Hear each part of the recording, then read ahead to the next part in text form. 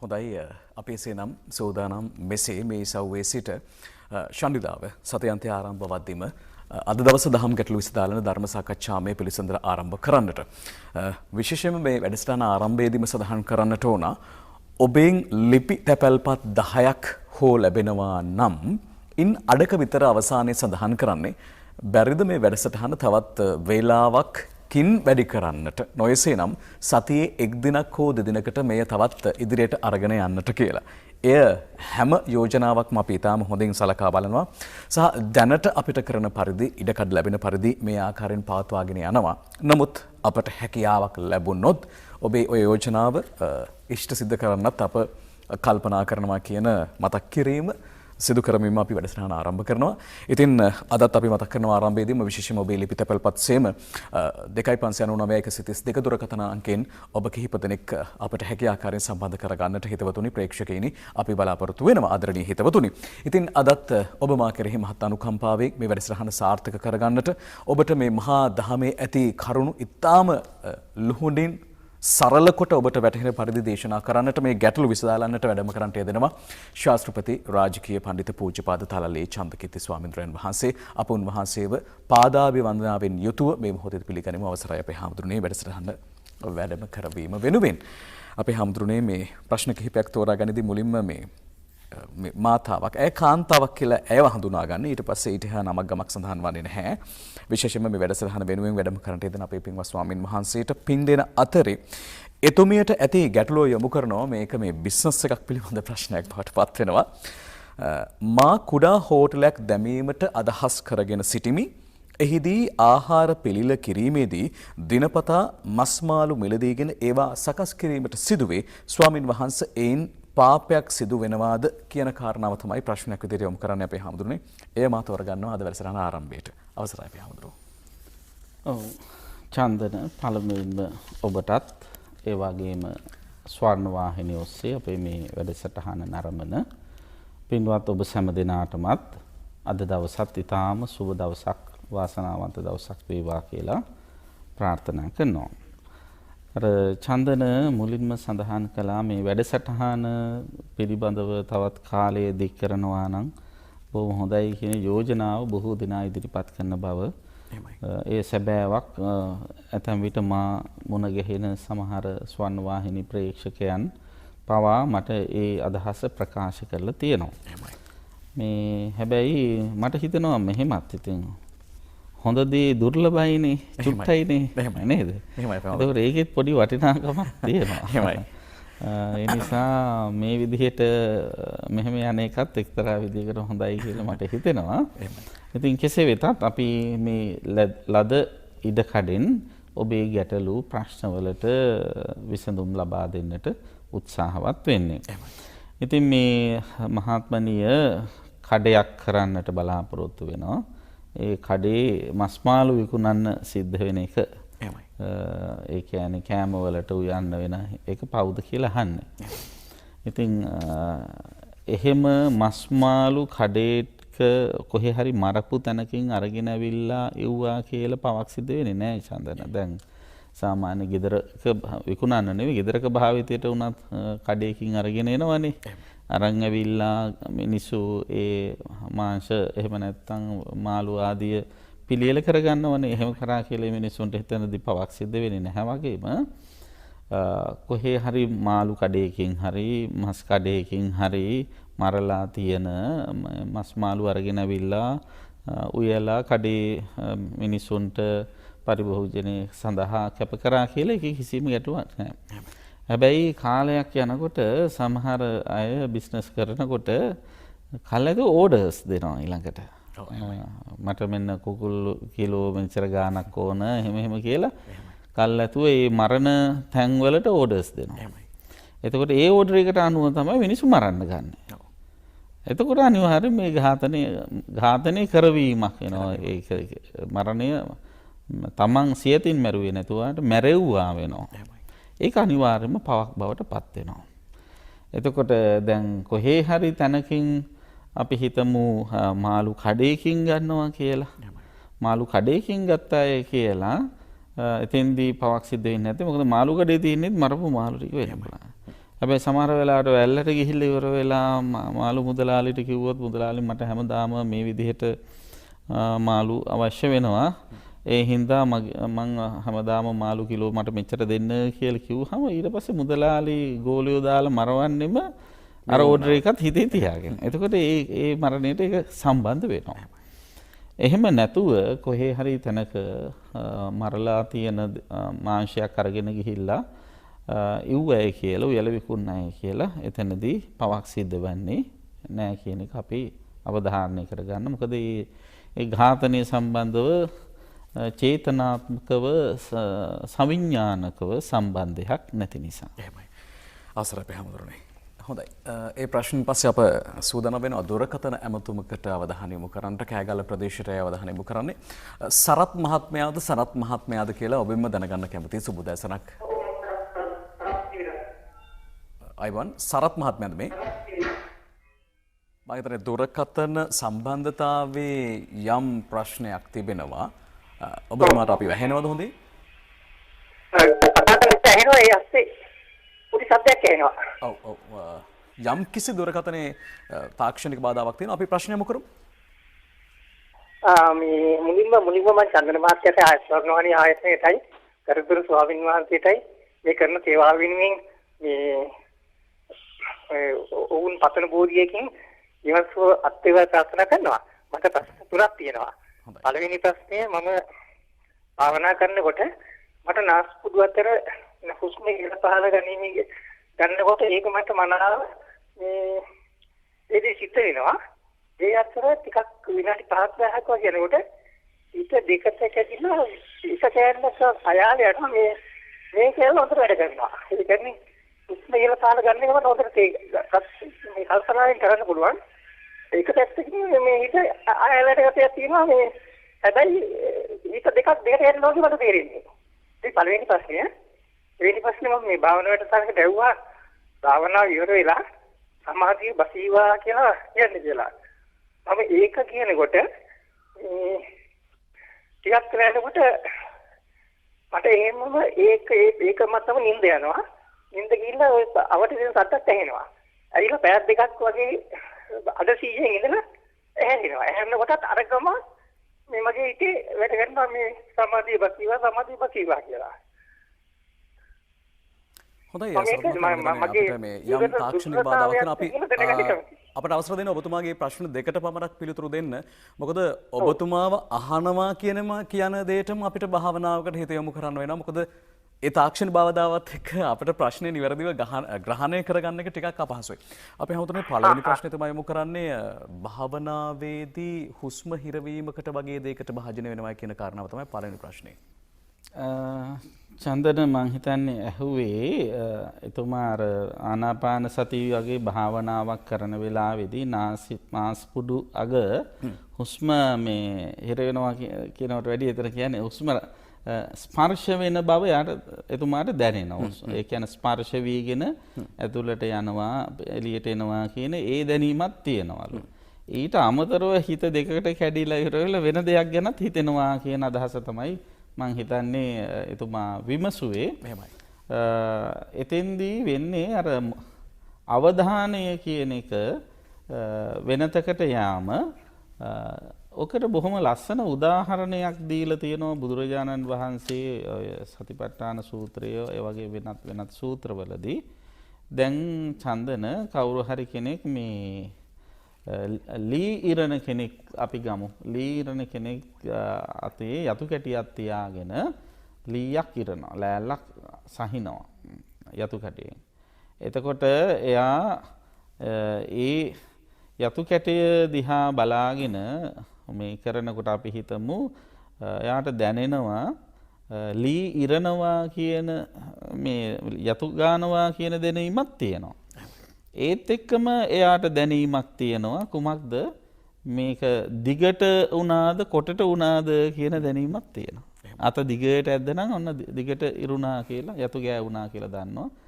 අත කොටට මේ වුණා නම් කොටට යතු ගෑවුනේ කියලා දැනනවා. එතකොට දැනීම් දෙකක් එයාට එතෙන්දී ඇති වෙනවා. එකක් ලී යතු ගාන බව දන්න එක, ඊළඟට දෙවෙනි එක තමයි ඒක කොටටද දිගටද ඒක යතු ගෑවුනේ කියලා. ඒ වගේ දැන් ආශ්වාස ප්‍රශ්වාස කිරීම සම්බන්ධයෙන් ගත්තාම ආශ්වාස ප්‍රශ්වාස කරනකොට දිගට හුස්ම ගන්නව තියෙනවා. දීඝං වාසසන්තෝ දීඝං අසසාමීති පජානාති. දිගට හුස්ම ගන්නකොට දිගට හුස්ම ගන්නවා කියලා දැනීම තියෙනවා. ඊළඟට දීඝං වා පස්සසන්තෝ දීඝං පස්සසාමීති පජානාති. කොටට මේ දිගට ප්‍රශ්වාස කරනකොට එළියට හුස්ම යවනකොට දිගට දැන් මේ ප්‍රශ්වාසය සිද්ධ වෙන්නේ කියලා දානවා. රස්සං වාසසන්තෝ රස්සං අසසාමීති පජානාති. කෙටියෙන් හුස්ම ගන්නකොට කෙටියෙනුයි දැන් මේ හුස්ම ඇතුළට ගන්න කියලා දානවා. කෙටියෙනුයි මේ හුස්ම එළියට යන්නේ කියලා දානවා. ඒතකොට දැන් එතන එහෙම දැනගෙන කරනකොට දැනීම් දෙකක් තියෙනවා එතන. සිහිය දෙකක් පිහිටවනවා. මොකද සිහිය එකක් නාසිකාග්‍රේ ළඟ හුස්ම වැදෙන බව සිහිය දානවා. ඒ වැදෙන්නේ දිගට ඒ ස්පර්ශයේ දිගට තියෙනවා නම් දිගටම ඒක පවතිනවා කියලා දන්නවා. දැන් එතන හුස්ම ගැනීම පිළිබඳවම ගත්තාම චන්දන ඒ හුස්ම නහය අග අවධානයේ පිහිටුවාගෙන හුස්ම ගැනීම හෙලීම කරන එක ගැනම බලනකොට ඒ ක්‍රියාව තුළම දැනීම් දෙකක් තියෙනවා. එයාට සිහිය දෙකක් තියෙනවානේ. ඉතින් මෙතුමා අහන්නේ එහෙම නහය අග හිත රැඳී තියෙන ගමනේ වෙන වෙන ඒවත් මතක් වෙනවා කියලා. වටේ හිත ගිහිල්ලා එනවා කියන එක.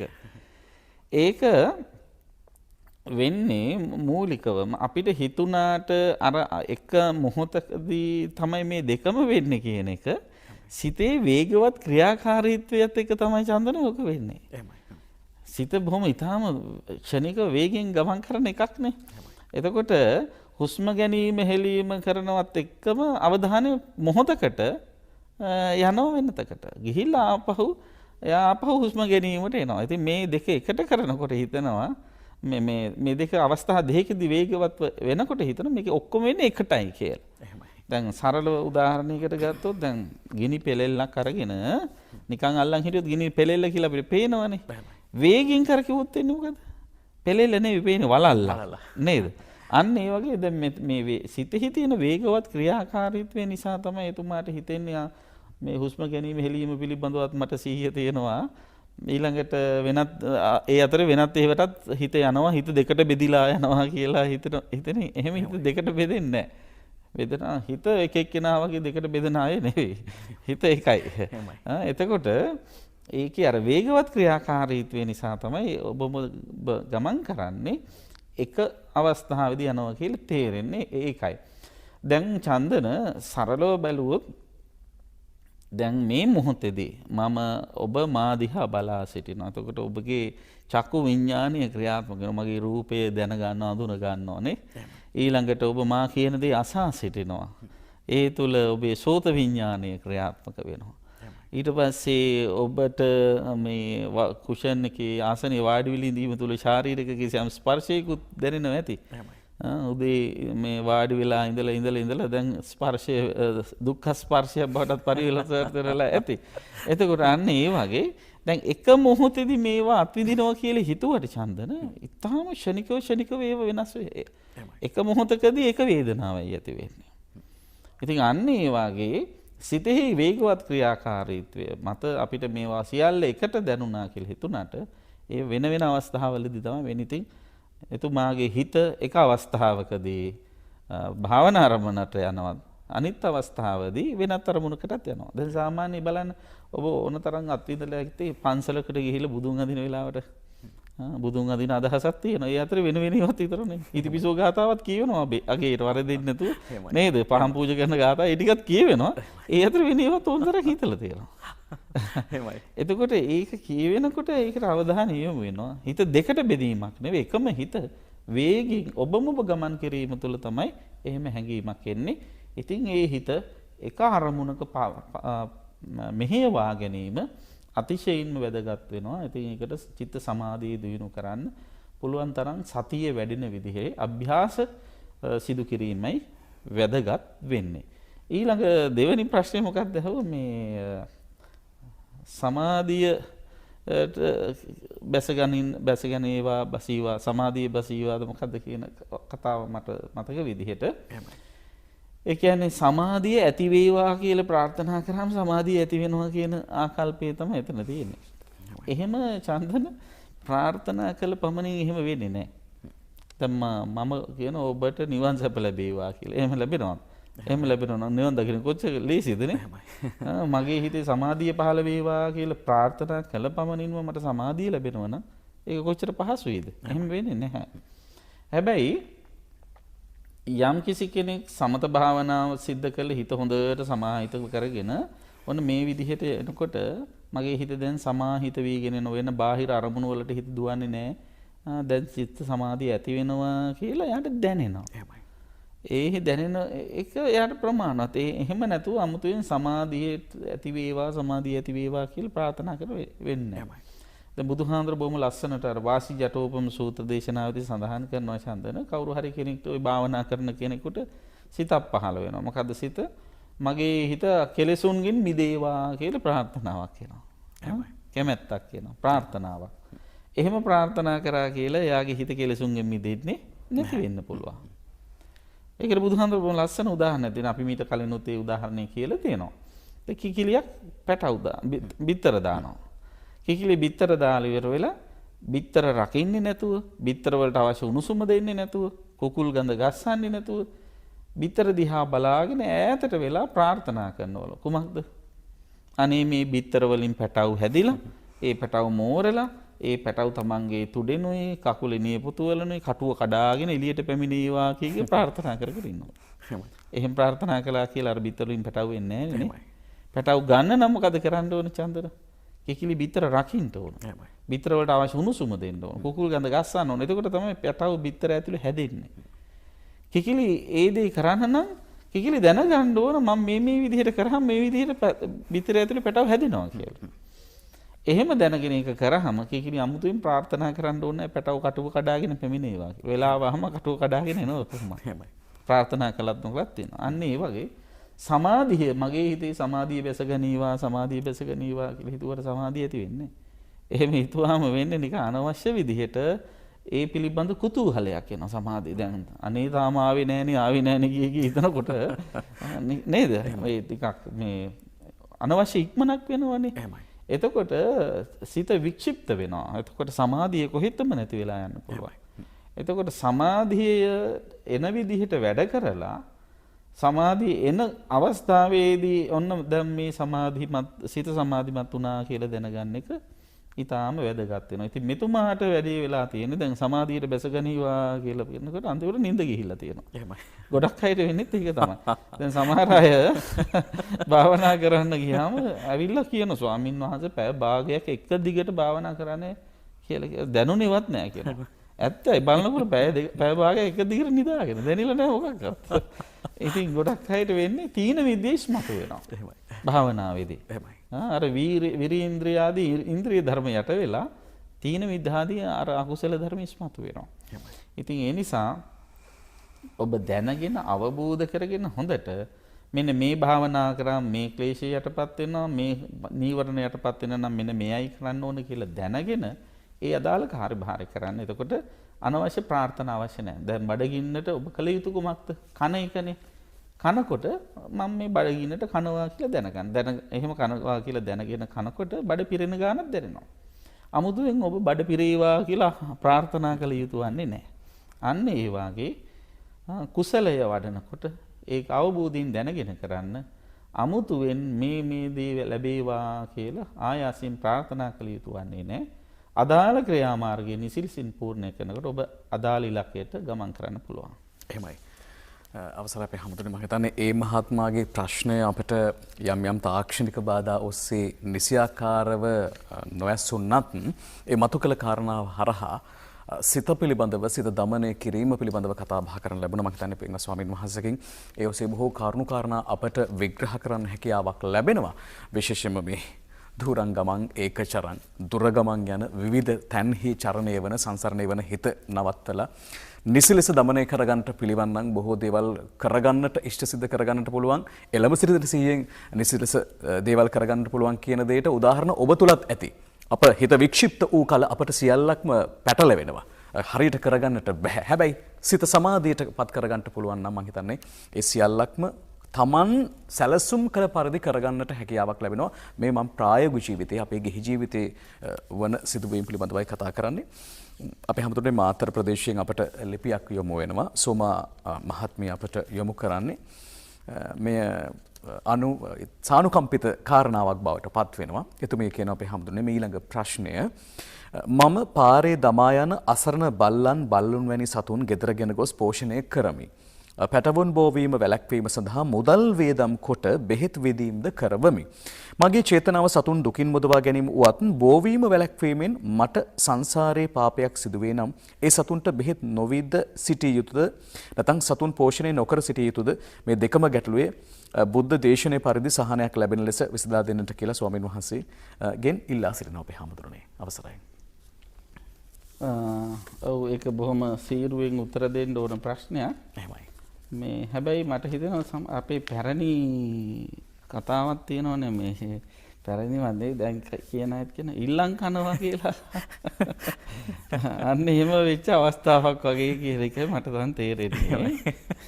පාරේ තමන්ගේ ගමන අදාළ විදිහට ගිහිල්ලා අදාළ වැඩේ කරගන්න නැතුව මේ ඇති වෙච්ච කාරුණික හැඟීම් සමහර වෙලාවට කරුණාවන්ත හැඟීම් නිසා සත්ව කරුණාව නිසා තමයි මේ දේ කරලා තියෙන්නේ. ඉතින් අන්තිමේදී දන්නේම නැතුව කරලා තියෙන්නේ තවත් සත්වයක ඉපදෙන්න තියෙන අවස්ථාවන් අහුරවා දැමීමනේ.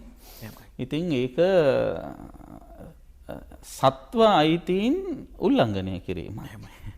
දැන් තියෙනවානේ මේ සත්ව හිංසා කරන අයට අයගේ සංගම් තියෙනවනේ. ඒ කට්ටිය බලන්න මේ ජීවත් වෙලා ඉන්න සතුන්ට මේ හිංසා කරන එක හොඳ නෑ කියන එක විතරනේ.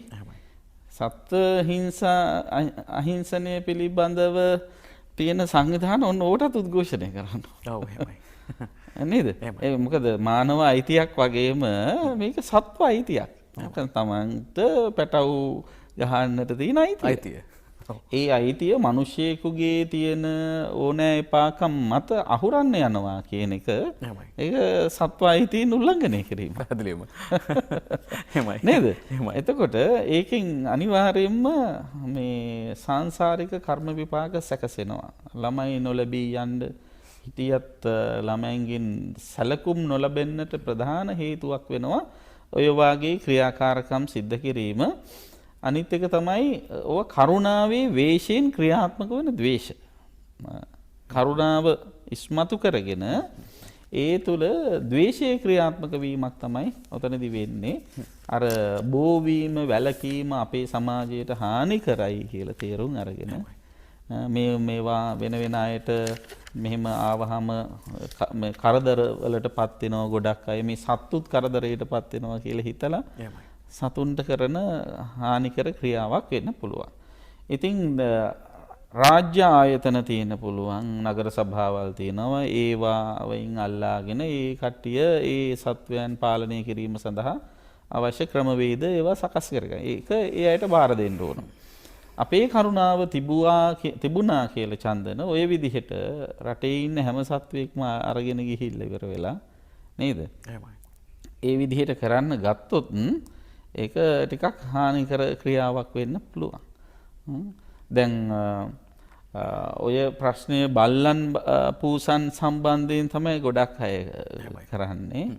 මේ ඊට අමතරව දැන් ඔය කරුණා ඔය විදිහටම ගිහිල්ලා ඉවර වෙලා සමහර අය එක්ස්ට්‍රීම්ස් වලට ගිහිල්ලා මේ මදුරුව වෙලා අපරාධි දුක් විඳිනවනේ.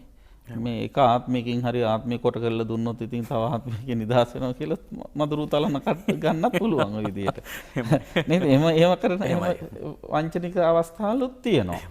ඉතින් චන්දන ඒ නිසා පුළුවන් තරම් සතුන්ට කරුණාව මෛත්‍රිය දක්වන එක ඊටම වැදගත්. ඒ කරුණාවට සතුන්ගේ අයිතිවාසිකම් සොරගීමත් වැදගත් කියන එක අපි අවධානය කරන්න ඕන. එහෙමයි. අපේ හැමදෙරු සඳහන් කරා සේම ඊටමත්ම හොඳින් විග්‍රහ කරගන්නට ඕන. ඉල්ලන් කන්නේ නැතිව තමන්ගේ කොටස විතරක් කරලා සිටින එක ඉතාමත්ම වටිනවා කියන කාරණාව අපි හැමෝටම අපි දකිනවා දැන් ඔය විදිහට සතුන් බෝවීම වළක්වමින් ඔවුන්ට ඒ සතුන්ට සෙතක් කරන්න හදන වශයෙන්ම ඔය දෙකම නැතුව වේදම් කරගන්න නැතුව ඉන්ජෙක්ෂන් ගහන වේදම් කරගන්න නැතුව මොකුත් නැතුව රාත්‍රී 9න් පස්සේ ඔවුන් ශාසනයට පූජා කරන්නට පන්සල් ඇතුළේ රින්ගනට උදවියත් අපි දැකලා තියෙනවා. ඒකත් ඔය බල්ලුන් සහ පූසන්ට තමයි බොහෝ සෙයින් අදාළ වන්නේ. හොඳයි.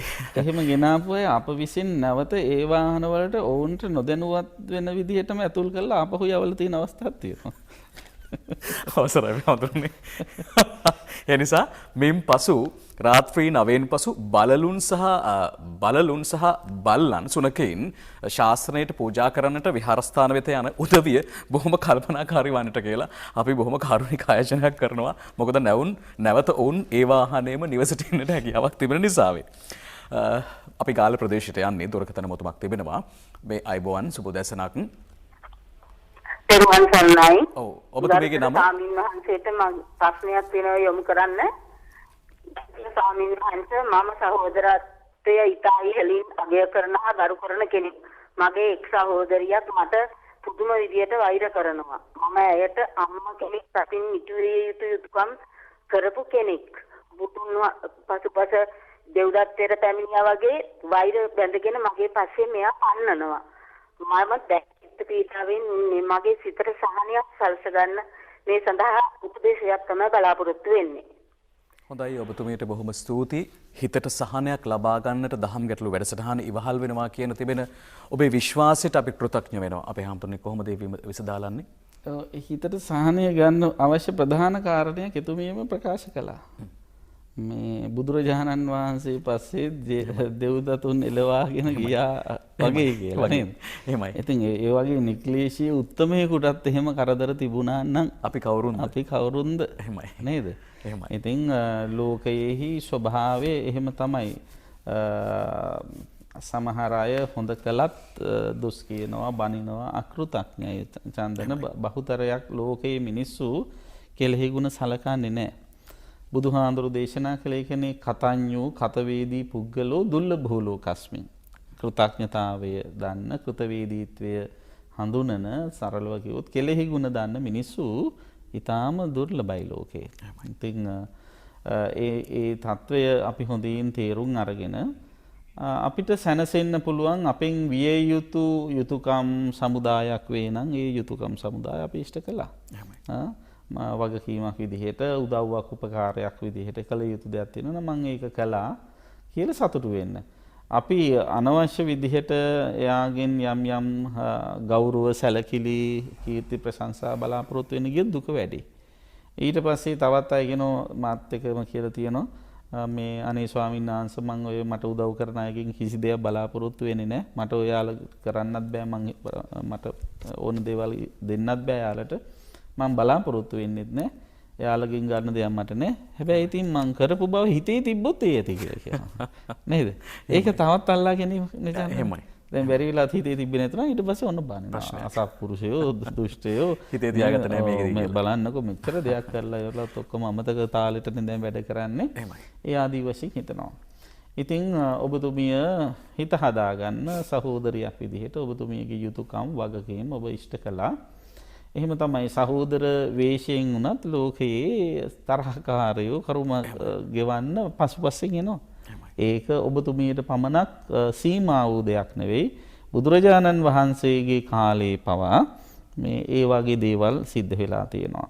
ඒ වගේම මෑත ඉතිහාසය වුණත් චන්දන අපි දන්න සමාජයේ වුණත් හරියට මේ සහෝදර සහෝදරියන් අතර ඒ වාගේ සහෝදරයෝ ඉන්න ඕන තරම් ගුණවත් මේ හැම කෘතඥතාවයේ නැති අසත්පුරුෂ ගති ලක්ෂණ තියෙන සමහර ඒවා ඉතින් ජන්ම පුරුදු අම්මල තාත්තලාගෙන් උරුම වෙච්ච ලක්ෂණක් තියෙන්න පුළුවන්. එහෙම නැත්නම් සංසාරේ පුරුදු කරගෙන ආපු දේවල් වෙන්නත් පුළුවන්. ඉතින් ඒවට ඔබ ප්‍රතිචාර දක්වන්න ගිහිල්ලා නරක විදිහට ප්‍රතිචාර දක්වන්න ගියොත් ඊළඟට ඒට තවත් කර්මයක් එකතු කරගත්ත වෙනවා. තවත් ওই විදිහට සංසාරේ ඉදිරි අනාගතයේදී දුක් විඳින්න හේතු වෙන විපාක දෙන්න හේතු වෙන කර්මයක් රැස් කරගත්ත වෙනවා. ඒ නිසා දැන් මේ කර්ම මෙතනින්ම නවත්තන්න. ඉතින් එතුමිය ඒ සහෝදරිය ඔබතුමිය කෙරෙහි කෙතරම් ද්වේෂ සහගතව කටයුතු කළත් පුළුවන් තරම් මෛත්‍රී සහගත වෙන්න, මුළුවන් තරම් ඉවසීමෙන් ඉන්නේ. අර සිතක්ම යහපතක්ම ශාන්තියක්ම වෙන්න කියලා හිතන්න. පුළුවන් තරම් ඒ කරපු දුෂ්ටකම් අකෘතඥකම් හිතන්නේ නැතුව ඉන්න. ඒ වාගේ අරමුණක් එනවනම් වෙන අරමුණකට හිත මාරු කරන්න. ඔබ කරපු හොඳ දෙයක් ගැන හිතන්න. එහෙම නැත්නම් වෙනත් කාත් එක්ක හරි සාකච්ඡාවක යෙදෙන්න. පුළුවන් තරම් ඒ අරමුණ අමතක කරලා දානකොට අර චිත්ත පීඩා අඩු කරගන්න පුළුවන්. එහෙමයි අපේ හැමතැනින් අවසරයි. මම හිතන්නේ එතුමියගේ හිත යම් කිසි හෝ සහනයකට පත් කරගන්න අවශ්‍ය කරන වටපිටාව අපේ ස්වාමීන් වහන්සේගේ පිළිවදන හරහා ලබා ගන්න පුළුවන් කියලා විශ්වාසය අප සතුයි. විශේෂම කාරණාව තමයි කෙනෙකුගේ හිත හදාගන්නටත් මේ වැඩසටහන උපකාරී වෙනවා කියන විශ්වාසයෙන් මම හිතන්නේ ලොකු දෙයක් කියලා අප හිතනවා. ඒ නිසාවෙන් මම හිතන්නේ ඔබගේ පෞද්ගලික කාරණාවන්, ඔබගේ පවුල තුල මතුවෙන කාරණාවන්, සමාජයේ ඇතිවෙන කාරණාවන්, මානසිකව ඇතිවෙන කාරණාවන් මේ සියල්ලක්ම විසඳා ගන්නට පොදු තැනක් විදිහට මේ අද දවස වැඩසටහනේ දහම් ගැටළු වැඩසටහන තෝරා ගැනීම පිළිබඳව අප ඔබට කෘතඥ වෙනවා. ඒ අපේ පින්වත් ස්වාමීන් වහන්සේගේ කැපවීම සහ යෙදීම නිසාවෙන්. ඉතින් අදත් මේ විදිහට මේ වැඩසටහන වෙනුවෙන් වැඩම කරන්නට යෙදුණු උන්වහන්සේට අප පුණ්‍යානුමෝදනා එක්කාසු කළ යුතුයි. විශේෂයෙන්ම දහසකුත් අර්ථචර්යාවන් කරන අතරතුරයි උන්වහන්සේ මේ වැඩසටහන වෙනුවෙන් සම්බන්ධ වන්නේ. ඒ ඔබ කෙරෙහි මහත් දයාවෙන් අනුකම්පාවෙන්. ඉතින් ඒ වෙනුවෙන් එසේ අදත් මේ වැඩසටහන සාර්ථක කරගන්නට වැඩම කරන්නට යෙදුණු අපේ පින්වත් ස්වාමීන් වහන්සේ ශාස්ත්‍රපති රාජකීය පඬිත පූජ්‍යපාද තලලේ චන්දකිත්ති ස්වාමීන් වහන්සේට ඔබ ඒ සව්වේ සිට මා මේ සව්වේ සිට පුණ්‍යානුමෝදනා එක්කාසු කරමු. අවසරයි අපේ හැමතුනේ හිටත් නැවතත් මුණ ගැසෙන බලාපොරොත්තුෙන් ඔබ වහන්සේට සමුදෙනවා. එසේනම් හිතවතුනි පින්වතුනි අපි සූදානම් වෙනවා දවස වැඩසටහනේ ඉතිරි වැඩ කටයුතු බොහෝමයයි. ඒ සියල්ලක් සඳහා මොහොතකට අපේ හිතවතුන් වෙත මේ සව්වේ සිට යමු.